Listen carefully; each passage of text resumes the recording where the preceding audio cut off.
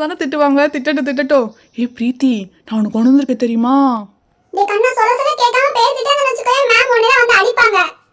அதெல்லாம் நமக்கு பழகிருச்சு. முதல்ல போர்டை போய் அழிப்போ.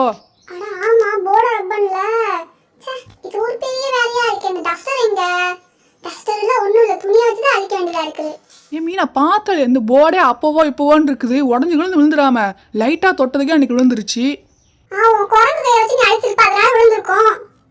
மேக்ஸிமம் இன்னைக்கு ஏதோ எக்ஸாம் வைப்பேன்னு சொன்னாங்கல்ல, வைப்பாங்களா வைக்க மாட்டாங்களா? மறந்தாலும் மறந்துருக்கணும். கடவுளே, என்னது டெஸ்ட்டா? அதெல்லாம் இருக்காது, நீ வேற. பிரீத்தி, என்ன மாறி மாறி பேசிட்டே இருக்கீங்க? ஐயோ,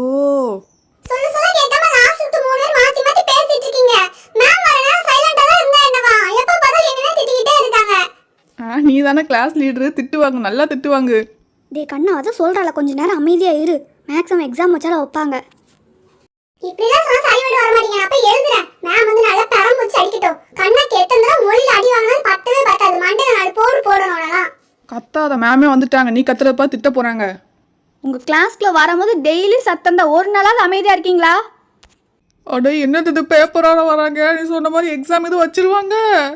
லாஸ்ட் வீக்கே என்ன சொல்லியிருந்தேன், போன வாரம் எக்ஸாம் எழுதாம டிமிக்கி அடிச்சிங்க. இந்த வாரம் எழுதாம விட்டீங்கன்னா அவ்வளோதான், உங்களுக்கு பார்த்துக்கோங்க. எழுத மாட்டோன்னு சொல்றேன், விடவா போறீங்க? ஐயோ, வெத்த பேப்பரா கொண்டு வராங்க, கொஸ்டின் பேப்பர் கூட இல்லையே. மீனா, நீ போய் உட்காரு. Okay ma'am. கொஸ்டினை போர்டில் எழுதி போடுறேன், ஆன்சர் மட்டும் நீங்கள் பேப்பர் எழுதுனா போதும். கொஸ்டின்லாம் ஒன்றும் எழுத வேணாம். ரஃபாக செஞ்சு பார்க்கணும், பேக் சைடு திருப்பி செஞ்சு பார்த்துக்கோங்க. பேப்பர் கொண்டு வரலாம், அது கொண்டு வரலான்னு சொல்லிட்டு எக்ஸாம் எழுத முடியாது, அது இதுன்னு சொல்வீங்க. அதனால தான் நான் பேப்பர் வாங்கிட்டு வந்திருக்கேன் ஆஃபீஸ் ரூம்லேருந்து. யாராவது பக்கத்தில் பார்த்து எழுதுங்க, அப்புறம் இருக்குது. ரொம்ப ஸ்ட்ரிக்டாக பார்த்துக்கிட்டே இருப்பேன்.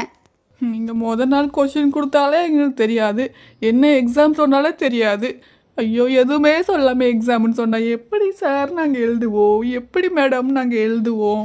ஏ கண்ணா, புலம்புறது நிப்பாட்டா. நானே மரண பீதியில் இருக்கேன். டெஸ்ட்டு ஓகே, ஆனால் என்ன டெஸ்ட்டு? கன்ஃபியூஸ் ஆகுது ரொம்ப. ஹே, நீ தான் எல்லா சிலபஸும் ஃபிங்கர் டிப்ஸில் வச்சுருப்பே, அப்புறம் எதுக்கு உனக்கு பயம்? ரைட், ஓகே, பார்த்துக்கலாம், வர்றது வராததும். என்ன உங்களுக்குள்ளே டிஸ்கஸ் பண்ணிட்டு இருக்கீங்க? எக்ஸாம்னு சொன்னேன்ல, அமைதியாக இருக்க முடியாதா? எல்லாரும் பேப்பர் வாங்கிக்கோங்க. Okay ma'am. மேம், ஒரு பேப்பர் கீழே வந்திருக்கு மேம். ஓகே, நான் எடுத்துக்கிறேன். லாஸ்ட் கிளாஸில் ப்ரைம் நம்பர்ஸும் ஸ்கொயர் நம்பர்ஸும் பார்த்துட்டு சொன்னேன்னா இல்லையா? கிளாஸ்க்குள்ள வந்துட்டு மொதல் நாள் என்ன நடந்தது எதை பற்றி மூச்சு காட்டுறதே இல்லை. நானா கேட்டாதான் உண்டு. என்ன அச்சோ, சீக்வன்ஸ் ஆஃப் நம்பராக நமக்கு டெஸ்ட் வைக்க போகிறாங்க. எனக்கு சொல்லி கொடுத்த ஆட் நம்பர் ஈவன் நம்பரே எனக்கு மண்டைக்குள்ளே சுற்றுது. சொல்லாது எனக்கு எப்படி தெரியும்? ஐயோ, போச்சு கதை கந்தல் தான் இன்னைக்கு. நான் போர்டில் கொஸ்டின் எழுதி போடுறேன். என்ன டெஸ்ட்டுன்னு சொல்லிட்டு போகிறாங்களா? கொஷினை கேட்டு பயங்காட்டி விட்டுட்டு போகிறதே அவங்க வேலையாக போச்சு.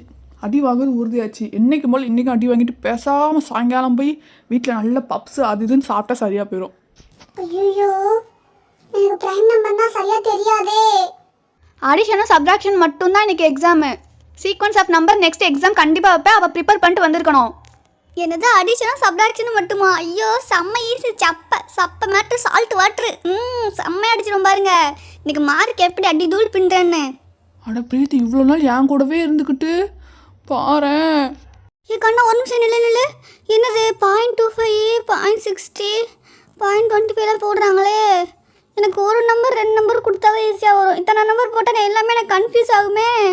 ஐயோ, என்ன 1, 2, 3 மேம் மாற்றி போடுறாங்க. அட ஆமாம் பிரீத்தி, நானும் இப்போ தான் போட பார்க்குறேன். காட்சி, இன்னைக்கு எக்ஸாம் அவ்வளோதான்.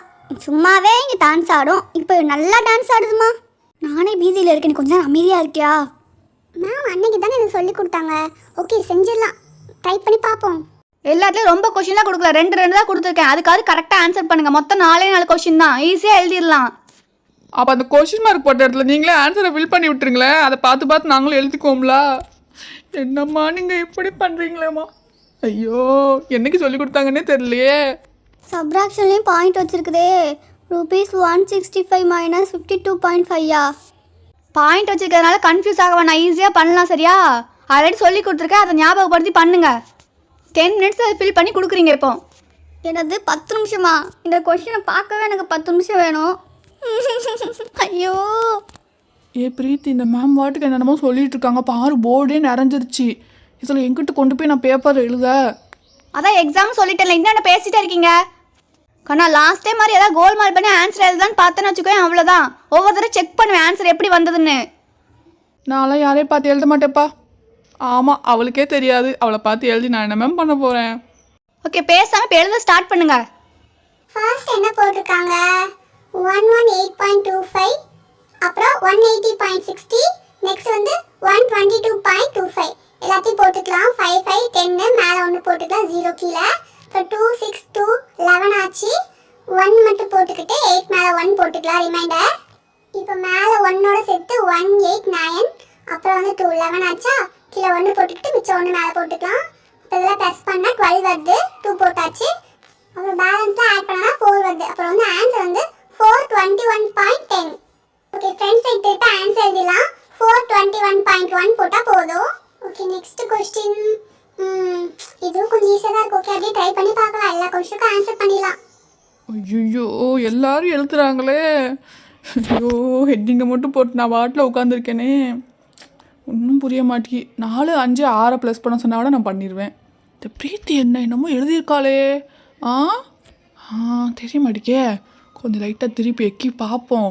என்னது 220 என்னவா போட்டிருக்கா? ஒன்று ஒன்றா போட்டிருக்கா. பைத்தியமா இவ. சரி அதே போட்டு வைப்போம். ஒரு வேளை கரெக்டாக எழுதினாலும் எழுதியிருப்பா.